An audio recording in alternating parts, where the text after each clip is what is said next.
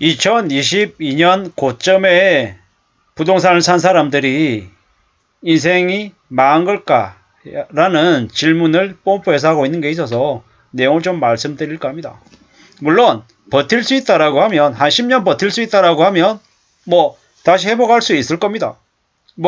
영원히 망했다, 더 이상 빠져나올 길이 없다, 그냥 궁지에 몰렸다, 벼랑 끝에 내몰렸다, 떨어질 일만 남았다 라고 이야기하지만, 많은 사람들은 벼랑 끝에서도 다시 살아나는 경우도 있습니다.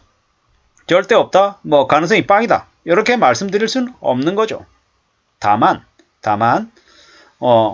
철저하게 궁핍하게 아주 산거지처럼 살아야 되는 거죠.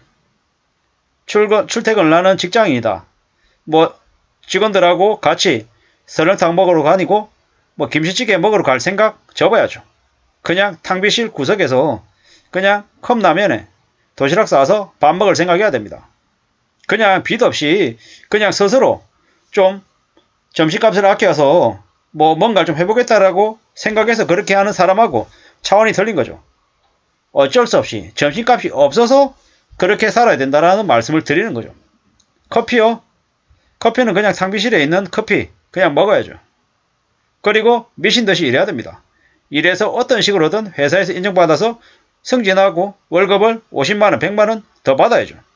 그게 나을지, 아니면 칼퇴근해가지고 배달의 민족이든 아니면 쿠팡이든 그 배달이라는 게 나을지, 아니면 심야에 대리운전하는 게 나을지 머리를 잘 굴려야 됩니다. 그런 식으로 해서 어떤 식으로든 소득을 빠른 시간 안에 현재보다 100만원, 200만원 더 벌 궁리를 해야죠. 그렇게 해서 미친듯이 일해야, 그래야 앞으로 저 연끌에서 무리하게 진 빚을 해결해 나갈 수 있을 겁니다. 극단적으로 말씀드리면 예를 들어서 1가구 1주택이고 자가로 무리하게 연끌해가지고 집을 사서 사는 거다라고 하면 그 집 전세 바로 주고 처가나 본가로 들어가야 됩니다. 완전 비상시국이다, 비상사태다라고, 전쟁이 났다라고 생각하고 살림살이 최소한 간소하게 줄여서 부모 밑으로 들어가야 되는 거죠. 그러면은 견딜 수 있을 겁니다. 그렇게 한 10년 개고생하면은 그 다음에 다시 숨통 틔울 수 있는 기간이 올 수 있습니다. 하지만 우리가 생각할 때 그냥 5년을 견디는 것과 정말 빚져가지고 허덕이면서 5년을 견딘다는 건 차원이 다른 거죠. 전자에 그냥 기다리는 건 기다림입니다. 근데 후자에 기다리는 건 기다리는 게 아니고 버티는 거죠. 살아남냐 못 살아남냐, 근곤일척에 매일매일을 살얼음 걷는 기분으로 살아야 된다는 거죠. 눈치 보면서 마음 졸이면서 허덕이면서 살게 된다라고 봐야 된다는 겁니다. 절대로 쉬운 과정이 아님을 말씀드립니다. 장기적으로는 침체가 있겠지만 다시 천천히 반등할 거다라고 사람들은 생각하죠.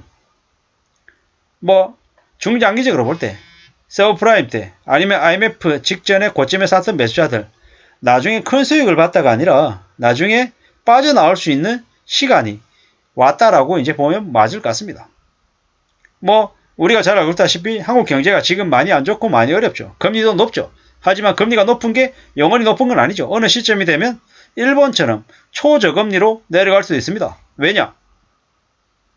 저성장이기 때문에 나중에, 지금은 아니겠지만 나중에는 물가가 너무 올라서 금리가 너무 높아서 사람들이 극단적으로 소비를 줄이면 소비가 줄어든 만큼 물가가 어쩔 수 없이 내려갈 겁니다. 이웃나라 일본의 맥도날드 햄버거가 태국보다도 더 싸다고 하죠. 왜겠습니까? 사람들이 안 사 먹으니까. 비싸면 안 사니까 어쩔 수 없이 가격이 내려간 거죠. 거품이 빠진 거죠. 극단적으로 반찬이 밥 하나 반찬 끝, 이렇게 바뀌어버린 거죠. 한국도 이제 점점 그렇게 되어 간다라는 거죠. 앞으로 그러면은 금리는 올라가고 사람들의 소비는 줄어들고 극단적으로 그렇게 돼서 소비가 줄어서 물가가 내려가는 일이 생기면 나중에 덩달아서 사람들이 돈도 안 쓰고 돈을 빌리지도 않고 이러면 어떻게 됩니까? 또 말도 안 되는 수준으로 금리가 내려가서 또 저금리 시대가 또 온다라는 거죠. 그러면은 또 다시 뻔뻔질 해가지고 분위기를 띄울 텐데, 그때쯤 되면 이번에 엮을해서 힘들어하는 사람들이 다시 빠져나올 시기가 오겠죠. 중요한 건 견딜 수 있냐 없냐인 거죠. 지금 고점에 물린 영끌들이 인생이 망했냐?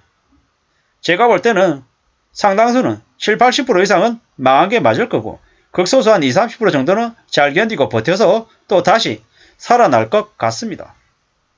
뭐 제 지인들 중에서도 리만 이후에 많이 어려운 사람들이 있습니다. 집을 세 채 네 채 가지고 나중에는 집이 안 팔려서 세입자가 야반도주해서 집도 제대로 못 빼고 다른 사람한테 전세도 못 주고 뭐 말도 안 되는 일을 많이 겪었죠. 근데 지금은요. 지금은 거짓말처럼 지나왔죠. 물론 뭐 순탄하지 않았죠. 회사집 하면서 살았고 모든 관계를 거의 다 끊었고 그냥 회사형 인간으로 지금은 임원이 돼서 겨우 허덕이면서 살고 있죠. 열심히 잘 산다, 대단하다 그런 느낌보다 한창 때 돈을 좀 수월하게 벌겠다라고 생각했던 그 욕심 때문에 사람의 인생 자체가 뒤집어졌죠. 아마 그분은 지금도 대부분의 사람들하고 관계를 다 끊었습니다. 회사에서 일밖에 안 합니다. 새벽까지 출근해서 새벽까지 퇴근하죠. 정말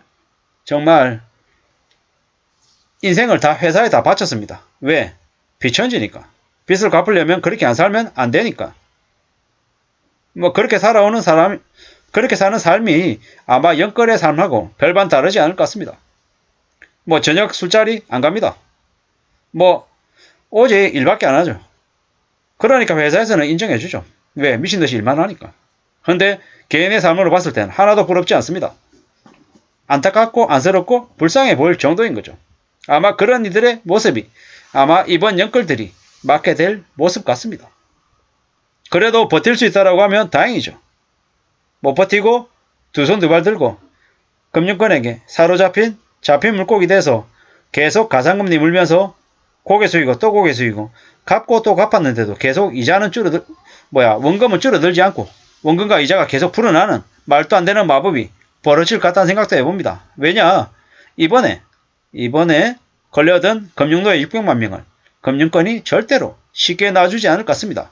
죽을 때까지 자기들 뜯어먹을 수 있는 아마 잡힌 물고기라고 생각할 거기 때문입니다.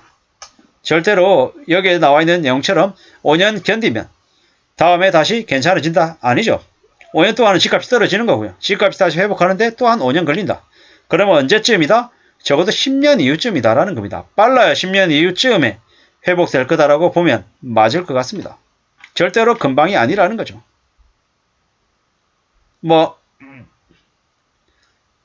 잘 생각해 봐야 되죠. 대부분 존버한 사람들은 다 부자가 됐다.